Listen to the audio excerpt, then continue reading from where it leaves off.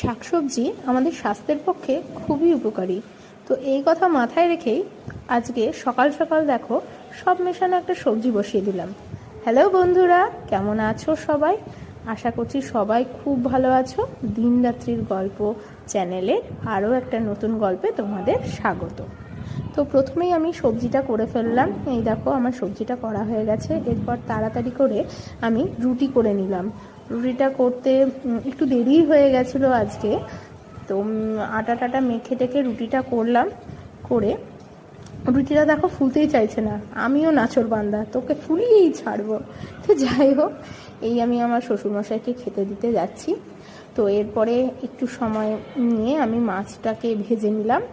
ভাজার পরে এই যে এখানে মাছের ঝোলটা আমি বসিয়ে দিয়েছি, তার জন্য আলুটাকে আগে ভেজে নিয়েছি আর টমেটো দিয়ে কষিয়ে নিচ্ছিলাম। আর ঠিক তার পাশেই আমি আর একটা ওভেনে গ্যাসে ওখানে আমি লাল শাকটাকে নেড়ে নিচ্ছিলাম।